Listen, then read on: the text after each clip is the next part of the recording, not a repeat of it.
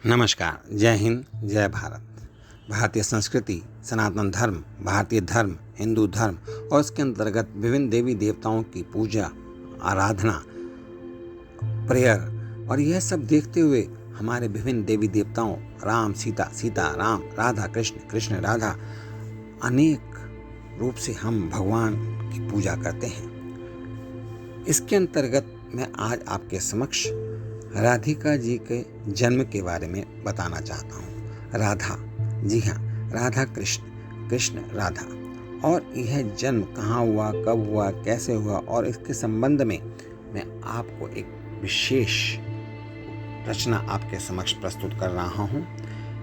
वैसे तो राधिका जी के जन्म के संबंध में अनेक कथाएं शास्त्रों में आती हैं, लेकिन ऐसा माना जाता है कि आज से करीब 5200 वर्ष पूर्व मथुरा जिले के गोकुल महावन कस्बे के निकट रावल गांव में भाद्रपद मास के शुक्ल पक्ष की अष्टमी तिथि, अनुराधा नक्षत्र, मध्याह्न काल 12 बजे और सोमवार के दिन पिता वृषभानु एवं माता कीर्तिदा की पुत्री के रूप में श्री राधिका जी ने जन्म लिया।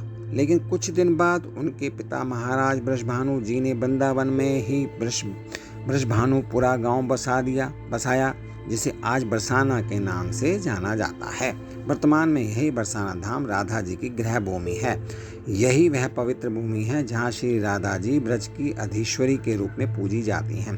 श्री राधा रानी के जन्म के संबंध में कहा जाता है कि राधिका जी ने भगवान श्री कृष्ण की भांति अपनी माता के उदर से जन्म नहीं लिया, बल्कि उनकी माता ने अपने गर्भ में केवल वायु को ही धारण किया हुआ था।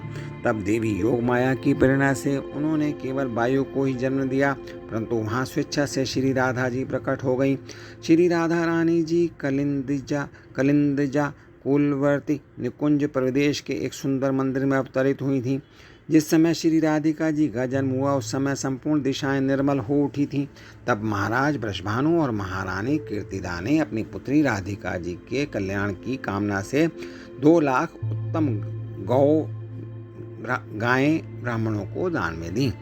राधिका जी के जन्म की दूसरी कथा इस प्रकार है कि एक दिन जब वृषभानु भी सरोवर के पास से गुजर रहे थे, तब उन्हें एक बालिका कमल के फूल पर तैरती हुई मिली, जिसे उन्होंने पुत्री के रूप में अपना लिया तथा राधिका जी का अभिषेक किया गया। जिस समय श्री राधिका जी का अभिषेक किया गया उस समय सभी देवी देवताओं ने वहां पुष्प वर्षा की और राधा जी को स्वर्ग के सिंहासन पर बैठाया। लेकिन स्वर्ग के सिंहासन पर आसीन करते समय सभी देवताओं के मन में यह विचार आया कि राधा रानी तो संपूर्ण ब्रह्मांड की अधीश्वरी देवी हैं, तो फिर उन्हें केवल 16 कोस में फैले वृंदावन का ही आधिपत्य सौंपने की क्या आवश्यकता है। काफ़ी विचार विमर्श के बाद यह निर्णय लिया गया कि वैकुंठ में भी कई गुना अधिक महत्व तो मथुरा का होगा और मथुरा से भी अधिक महत्व वृंदावन का होगा। राधिका जी आयु में श्री कृष्ण से 11 माह बड़ी थीं, लेकिन श्री वृषभानु जी की और कीर्ति देवी को ये बात शीघ्र ही पता चल गई थी कि श्री किशोर जी ने अपने प्राकट्य से ही अपनी आंखें नहीं खोली हैं। इस बात से उन्हें बड़ा दुख हुआ। लेकिन कुछ समय पश्चात जब नंद बाबा की पत्नी यशोदा जी गोकुल से अपने लाडले कृष्ण के साथ वृषभानु जी के घर आईं, तब वृषभानु जी और कीर्ति जी ने उनका स्वागत किया। यशोदा जी कान्हा जी को गोद में लिए राधा जी के पास आती हैं और जैसे ही श्री कृष्ण और राधा आमने सामने आते हैं, तब राधा जी पहली बार अपनी आंखें खोलती हैं। अपने प्राण प्रिय श्री कृष्ण को देखने के लिए वे एकटक कृष्ण जी को देखती ही रहती हैं। अपनी प्राण प्रिय राधिका को अपने सामने एक सुंदर सी बालिका के रूप में देखकर श्री कृष्ण स्वयं अत्यधिक आनंदित होते हैं। एक बार जब राधा जी ने श्री कृष्ण से पूछा कि हमारे साहित्य में तुम्हारी क्या भूमिका होगी, राधा जी ने कहा, मुझे कोई भूमिका नहीं चाहिए, मैं तो सदा आपके पीछे ही रहूंगी। एक बार अधिक कर्मी पड़ने से राधा रानी का चेहरा थोड़ा क्लांत हो गया, गहरा हो गया। यह देखकर कीर्ति मैया को बड़ी चिंता हुई। कीर्ति मैया ने ललिता जी को बुलाकर कहा, ललिते, अब कुछ दिन राधा कहीं बाहर नहीं जाएगी, तुम इस बात पर का ध्यान रखना। मैं नंदरानी को कहलवा दूंगी, कुछ दिन राधा रसोई करने नहीं जाएगी, वो कृष्ण के लिए भोजन रोहिणी से ही बनवा ले। पूरा ब्रज जानता है राधा के बाद कोई अमृतुल्य भोजन बनाता है तो वो है राजमाता रोहिणी, और यदि यशोदा अधिक आग्रह करे तो मैं तीनों समय राधा के बनाए मिष्ठान कृष्ण के लिए भिजवा दिया करूंगी। पर राधा को मैं इतनी गर्मी में रोज नंदालय जाने नहीं दूंगी। मैया की आज्ञा कोई टाल नहीं सकती थी। जो राधा रानी विधाता को पलकें बनाने के लिए दोष देती हैं कि विधाता ने पलकें क्यों बनाई, ना पलकें होती ना वो झपकती, कृष्ण दर्शन एक निमेष के लिए भी छूटता है, वो राधा रानी श्री कृष्ण के दर्शन बिना कैसे रहेगी। एक बार पलक झपकते जितना समय एक निमेष कहलाता है।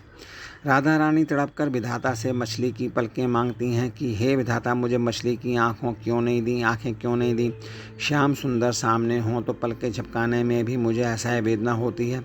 मछली की आँख कभी भी झपकती नहीं है, इसलिए मछली की आँख मांगी। ऐसी राधा रानी श्री कृष्ण को देखे बिना कुछ दिन तो क्या कुछ घंटे भी कैसे बिताएगी, यह सोचकर सखियां व्याकुल हैं। कृष्ण विरह से राधा रानी का शरीर जल रहा है। सखियों ने कमल पुष्प की शैया पर राधा रानी को लाकर सुलाया तो उनके तप्त अंगों के स्पर्श से कमल पुष्प तत्काल जलकर मुरझा गए। सखियों ने उनके अंग पर चंदन लेप किया तो वो भी तत्काल सूखकर झड़ गया। कमल पत्तों को गीला कर पंखा करने चाहा तो राधा रानी के विरह ताप से पत्ते मुरझा गए। राधा रानी यह विरह व्यथा ज्यादा देर सह ना सकी और वे मूर्छित हो गईं। सखियां निरुपाय हो रही थीं, सभी प्रयास विफल हो चुके थे। वो चिंतित होकर उन्हें घेर हुए खड़ी थीं। तभी नंद भवन से संदेश लेकर धनिष्ठा आई। धनिष्ठा ने आकर ललिता जी से कहा, सखी, आज राधा रसोई करने नहीं गई तो रोहिणी माँ ने ही कृष्ण के लिए रसोई बनाई। कृष्ण वही भोजन कर गौ चराने चले गए, पर आज कृष्ण ने कितने अनमने भाव से भोजन किया है, हम सब ने देखा। यशोदा माँ ने चिंतित होकर मुझे यहाँ भेजा है कि राधा से कुछ मिष्ठान बनवा लाऊं ताकि गोचारण से लौटकर कृष्ण प्रसन्न मन से भोजन करें, परंतु हाय, राधा तो मूर्छित है, अब मैं क्या करूं। कुछ देर सोचकर धनिष्ठा ने राधा रानी के कान के पास जाकर कहा, राधे, वो देखो श्याम सुंदर तुम्हारे सामने खड़े हैं। इतना सुनते ही राधा रानी की मूर्छा जाती रही, वह उठकर बैठ गई। अब झट से धनिष्ठा ने यशोदा मैया का आदेश राधा रानी को सुना दिया।